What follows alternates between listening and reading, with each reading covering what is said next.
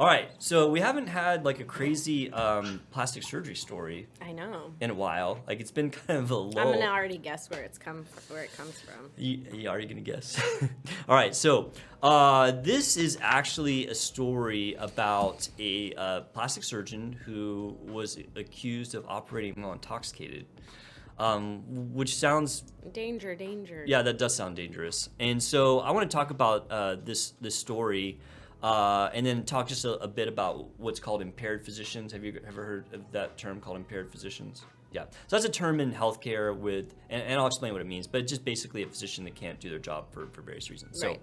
So this story is out of... Florida? No, it's not. It's Dang Arizona. it. Sorry, I set you up. You're normally right. So this actually is out of Arizona. And I'm going to lead off with, I don't believe this story. Okay. I'm all for holding doctors accountable. You know, and there are bad doctors, bad surgeons out there. We've talked about a lot of them.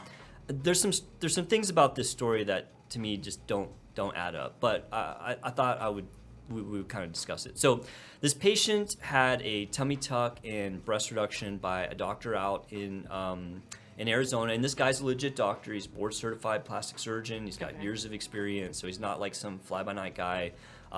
You know, good reviews. I mean, I always look these people up to see is there some warning sign. Now, this guy seems like really good. Yeah. You know, He's got all the things. He's got all the things. Checks all the boxes.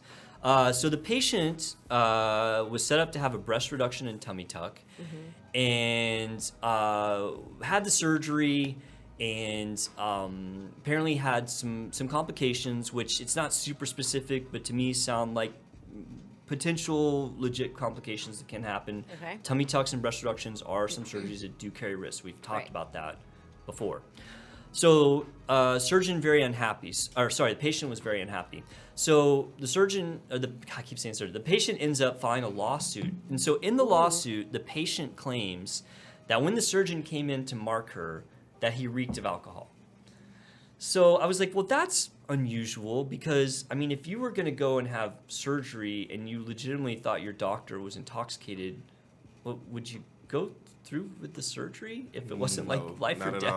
I mean, there's no way, right? No. Right. I would have like grabbed the nurse and been Right? like, No, there's no way that anyone would do "Do this. you smell something?" Right, funny in exactly. this And or like, you dude?" know, it'd be the same thing if I got on an airplane and like the pilot was like "Mrrr," and had like a drink in his hand. I'm running Y'all ready out to the party? I'm running out the door, man. Like the fact that this patient claimed that she smelled that reeked, it said in quotes, reeked of alcohol, but then said, well, I was already there, so I just thought I would go through with it. I'm just like, yeah, I just don't believe that. Also, too, and this is a little bit of detective work. So this surgery is pretty much an all-day surgery, which means this surgery would start at 7 a.m., okay? So this doctor would have been out.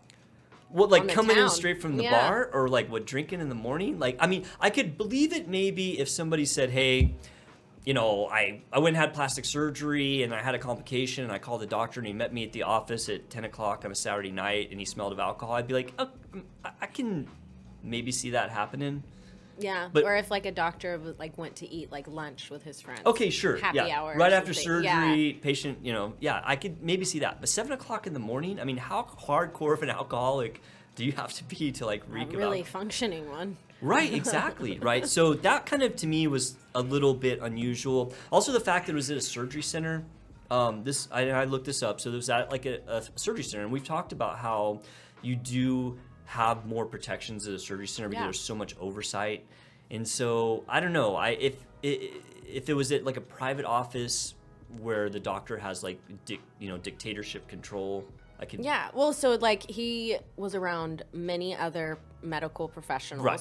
Yes. And there would be no way that another medical professional would have been like, hey, you smell like alcohol, but that's fine. Yeah, I agree with that. I mean, and so like the story to me just it didn't add up. So anyway, so there's a lawsuit over this about her complication, and then the odd thing is that she said she had corrective surgery that cost $25,000.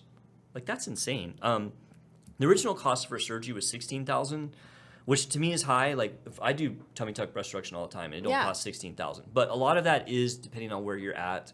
Like plastic surgery cost is relative to location, and so I mean I live in a nice suburb, of Dallas, but it's not the fancy suburb in Dallas. So our prices are actually a lot cheaper than in some of the other Dallas suburbs, Right. just because of cost of doing business.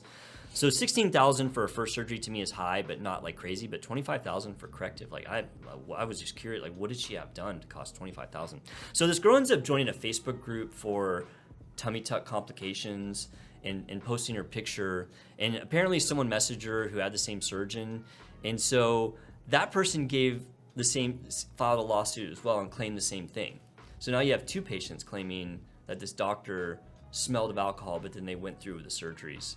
And I'm just like, I don't know. I mean, that does happen. We saw that happen to, remember Dr. Roxy, the girl that was the TikTok doc? Yeah. But you remember when she had that first complication and then it kind of went public and then people started coming out of the woodwork? Yep. And some of them, the complications were like, well, is that really like a malfeasance issue, or is that just a complication? Yeah. And I kind of think that's what happened to this guy that, This is aftershave. yeah, I don't know, maybe it is. But yeah, I don't know. I mean, like I said, this is all being reported in the news. I did check it, and he has no board complaints against him. So I don't know. To me, the story is not believable, and I will believe almost anything these days. And that's just my opinion. I only know what I've read about, like in these news. I looked up, several newspaper articles, and you can look it up. It's just fresh from this last week. To me, it sounds like a lawyer just popped that into their brain. Like, did you smell anything funny on him? And the patient was like, you know what? He did smell different. Yeah, exactly. I kind of agree with you, twisted Sarah. it. I kind of feel like that this is something related more to the lawsuit. If there were other like warning signs, like board disciplinary actions or DUIs or something like that. Yeah, missing appointments. Yeah, I mean, you could potentially make that argument, but just erratic behavior. yeah, but you don't see it with this particular physician. So I did want to talk a little bit about impaired physicians. Impaired physicians is defined as the inability to practice medicine with reasonable safety and skill because of a physical issue, psychiatric issue, aging issue, or dependency issue. Yeah. So impaired physicians does cover a pretty broad, topics. We did a segment on how old should a doctor be before they retire. Yeah, and I remember we watched like a TikTok with an older doctor about something. Yeah, I did. Have we done so many shows? I just didn't start to run together. But yeah, it was about like the age, right? Yeah. It was about, are they too old to do their job? Mm-hmm. So that'd be considered impaired. Psychiatric issues, if somebody has like really, because I mean, doctors are people too. They have the same issues as people. And then of course there are dependency issues. And so I was going to talk a little bit about dependency issues with physicians. So dependency issues, whether it be alcohol or drugs in physician population, mirrors the general population. So physicians are no better or worse or more or less likely to have addiction issues than regular people. Yeah. So that comes out to about a 10% lifetime risk. So 1 in 10 doctors sometime in their lifetime, not their entire lifetime, but sometime in their lifetime will have an issue with alcohol or drugs. And I've actually seen this myself. I've had friends and colleagues that had to go to rehab for various things, whether it be drugs or alcohol, and you do see that. Sometimes I would think it's like they're almost more, they have it available more around them just because of like they have an increased stress, and then I mean you also accessibility, make pretty good money, right? So it's money. I think that there are two things. One thing that makes it more likely, and one thing that makes it less likely. You hit the nail on the head as far as what things makes things more likely. Stress. People are stressed out. They look for an escape. Accessibility. Historically in medicine, you hear about anesthesiologists using narcotic drugs. Now, I don't want to paint my anesthesia group friends with some brush, although I'll give you some stats in a minute. But you hear about things like that. And then, so there's the stress and the accessibility, right? So you think, okay, maybe doctors have a higher rate of this. But then on the other hand, why they would have a lower is the repercussions. Like if you get hit with like a DUI or, you show up to work drunk, I mean, you're potentially losing enormous amounts of income. Yeah. And so I think that keeps a lot of doctors on the straight and narrow. I mean, I'll tell you my own personal thing. When me and my wife go somewhere like out, we do not drive. Right. Period. We do not drive. We Uber everywhere. if we're gonna have any drinks at all. So Yeah. like if we're going out with our family, obviously we drive. But like if we're going out to for the night on the town or going to our wine club, even if we're going a mile. Yeah, there's really no excuse. There's no excuse, right? Yeah. Because if you get hit for a DUI, it can ruin your career. And so it can ruin anybody's career. True, but like there are a lot of people though. That's 100% true. But like if you get hit with a DUI, like automatically your career's not over, but you're gonna have like a huge break in your practice and the ability to get hired too if you work right, exactly somewhere for somebody so else. I think that keeps some doctors on the straight and narrow. As far as doctors are most at risk, anesthesiologists are one of the doctors most at risk for this, as are ER docs. I would think because of trauma. Yeah, they say it's that trauma thing. they say that ER doctors tend to have a higher risk-taking behavior, just because it's something that attracts them. Yeah. Prescription drugs are more commonly abused by physicians than other groups, and that's because of knowledge and accessibility for sure. Yeah. They are most commonly found out or reported by hospital staff, and we were talking about that in relation to that story that.